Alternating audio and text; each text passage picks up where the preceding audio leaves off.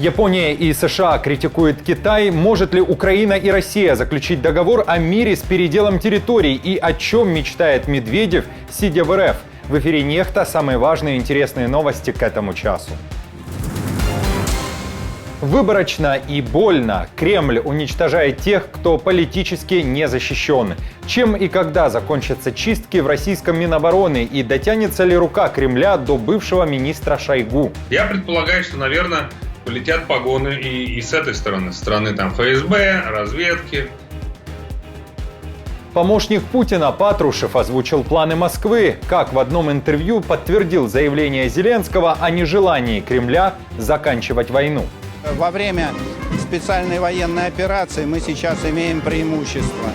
Запад и Украина заинтересованы в том, чтобы восстановить свои силы. В России прошел чемпионат по огуречному хрусту. Как россиян победил гражданин Египта и с чем поедет на родину? 3, 2, старт! Друзья, доброе утро. Буду рад вашему лайку, подписке и репосту. Вы прекрасно знаете, что для нас это очень важно. Оставляйте также свои комментарии и спасибо вам за обратную связь. Об актуальных и важных событиях прямо сейчас начинаем. Российские войска вновь смогли продвинуться, на этот раз в районе 6 населенных пунктов Украины. Такие данные приводит мониторинговый канал Deep State. Аналитики сообщают о движении оккупационных войск в районе Водяного, Уманского, Новоселовки 1, Желанного, Веселого и Красногоровки. Также идут ожесточенные бои около Урожайного и Нью-Йорка в Донецкой области. В Американском институте изучения войны сообщают, что сейчас донорами российских войск являются КНДР и Китай. Эти страны поставляют Москве вооружение. Россия продолжает углублять двусторонние отношения с Ираном и Северной Кореей в обмен на предоставление летальной помощи российским военным для использования в Украине. Министр обороны Южной Кореи Шин Вон Сик ранее заявлял, что поставки России продовольствия в Северную Корею в обмен на оружие помогли КНДР стабилизировать цены и, вероятно, способствовали росту внутреннего производства. Северная Корея, как сообщается, передала России около 4,8 миллиона артиллерийских снарядов, а Иран поставил России беспилотники «Шахед» и компоненты к ним.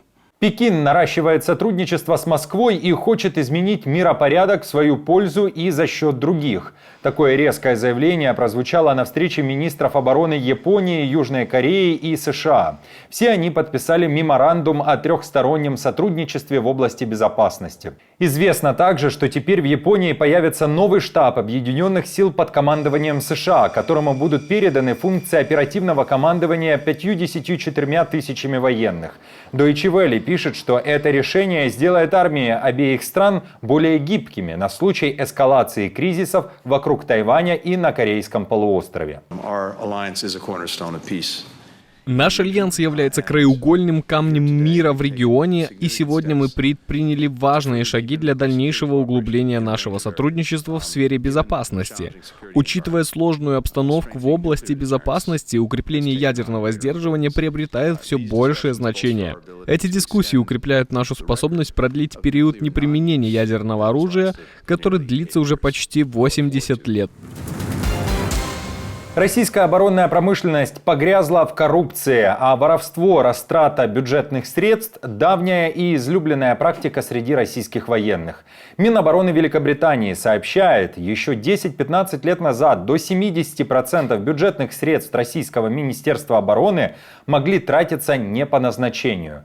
Аналитики в Лондоне заявляют, что Кремль терпимо относится к коррупции, однако сейчас решил провести ряд показательных задержаний и за решетку отправляют тех, кто был недостаточно политически защищен. Об этом идет речь в документе от Минобороны Великобритании. Напомню, что на прошлой неделе гендиректор военно-строительной компании Андрей Белков стал фигурантом уголовного дела о якобы нецелевом использовании средств Минобороны. Работу Белкова курировал Тимур Иванов, бывший зам Шойгу, который уже находится в СИЗО. Пока Путин, скажем так, запрещает репрессивной машине раскатывать людей из касты неприкасаемых. Видимо, он понимает, что как только он, скажем так, даст команду убрать кого-то из самого ближайшего круга, значит, все остальные из ближайшего круга подумают, что они следующие, и это может печально закончиться и для Путина в том числе. Поэтому пока до неприкасаемых дело не дошло. Но я думаю, что рано или поздно обязательно дойдет. Разгром клана Шойгу и так далее, он как раз был задуман ровно для того, чтобы его ослабить. Потому что там появились деньги огромные, там появились люди с оружием, там появилось недовольство, да, и нужно было сделать все для того, чтобы этот клан прекратил существовать как некий самостоятельный элемент этой системы. Вот. Что будет происходить дальше, если силовики начнут доминировать? Я предполагаю, что, наверное, полетят погоны и с этой стороны, со стороны там форм, разведки, потому что Путин не заинтересован в их усилении. Поэтому мы будем видеть периодические, так сказать, войны внутри системы, до тех пор, пока Путин сам не станет жертвой этой системы. Наша команда существует благодаря вам. Поддержите ее, чтобы мы могли продолжать нашу работу. Медведев хочет дать шанс новому президенту США отойти от пропасти. Кремлевский спец в вопросах геополитики говорит, что Россия собирается снизить глобальную напряженность и даст шанс новому президенту США наладить отношения. Мы сделаем все, чтобы обезопасить своих граждан от самых опасных угроз, которые сейчас нарастают в геометрической прогрессии. Конечно, мы дадим новому президенту США шанс все-таки отойти от пропасти, куда Запад толкает сегодня весь мир. Но большого оптимизма нынешняя ситуация не внушает. А вот второй друг Путина, Патрушев, подтвердил то, о чем часто говорили и в Украине, и на Западе. Россия не готова вести переговоры о завершении войны. Патрушев называет предложение украинской стороны тактической уловкой. Во время специальной военной операции мы сейчас имеем преимущество. Запад и Украина заинтересованы в том, чтобы восстановить свои силы. Им нужна передышка. Поэтому все эти заявления, они именно имеют тактический характер, имеют передышки. На самом деле, если мы посмотрим на их действия, никаких действий для того, чтобы вести мирные переговоры, они не ведут. Напомню, что на прошлой неделе в Украине и в России активно поднималась тема возможных переговоров. В Киеве заявили, что готовы говорить с представителями РФ о завершении войны. Представители РФ ждут на втором саммите мира. Ну и ко всему, эти обсуждения должны пройти на условиях, которые действительно приведут к устойчивому и справедливому миру.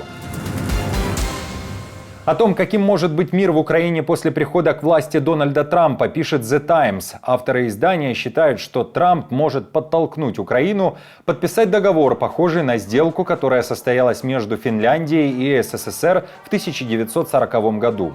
Тогда Финляндия уступила свои территории в обмен на мир. Другие же варианты, по мнению авторов издания, выглядят катастрофически для каждой из сторон. Альтернативой такой сделки может стать полное уничтожение Украины или военное поражение России, которое может склонить Владимира Путина к развертыванию тактического ядерного оружия.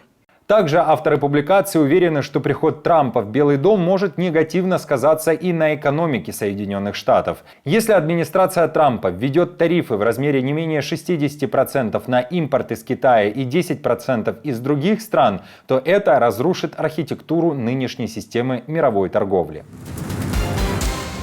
Тем временем в России прошел международный чемпионат по огуречному хрусту. Соревнования состоялись в Кировской области. Россияне пытались перехрустеть представителей 12 стран. Сирии, Судана, Таджикистана, Туркменистана, Узбекистана, Бангладеша, Танзании, Египта, Йемена, Индии, Сенегала и Китая. Огуречным победителем стал гражданин Египта Ахмед. К себе на родину он вернется не в футболке с пирамидами, а с коллекционной тарелкой с символикой истобинского огурца, сообщают организаторы чемпионата. 3, 2, старт! Аплодисменты нашему первому участнику. Зафиксировали его результат.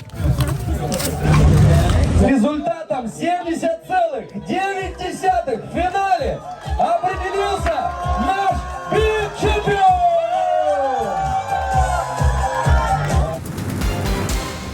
В Минске намекают, что Лукашенко вот-вот, да и расскажет, зачем же съездил к Путину. Пока же о последнем визите и встрече диктаторов на Валааме известно немного.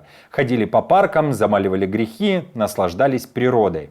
Судя по видео, которое распространил Кремль, для Лукашенко поездка была непростой. Заметно, что ему тяжело ходить, и при первой же возможности он либо подпирает стены, заборы, деревья, либо же сидит.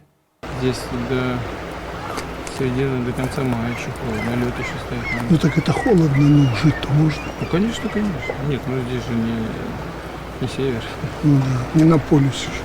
Кто охраняет Лукашенко и как существует система, которую он выстроил, что скрыто от глаз обычных граждан республики и в каких условиях вырос его сын Коленька. Напомню, что ответы на эти вопросы можно найти во второй серии нашего фильма «Лукашенко. 30 лет на грани». Ссылку на видео найдете в описании или же на нашем втором канале в YouTube под названием «Нехта». Друзья, спасибо вам за поддержку, вы наша опора, и напомню, что ваша помощь и участие помогает нам делать работу и видеться с вами абсолютно каждый день. Постоянных донаторов и их комментарии вы видите сейчас на экране, мы благодарны за эту поддержку. Если же вы хотите присоединиться к их числу и можете, то нажимайте на кнопку «Спасибо» под нашим роликом или становитесь постоянным спонсором нашего канала. Мы с командой продолжаем следить за самыми важными новостями, оперативную информацию от Нехта ищите в наших телеграм-каналах или на платформе X. Спасибо за доверие и то, что остаетесь с нами. До новых встреч и хороших вам новостей.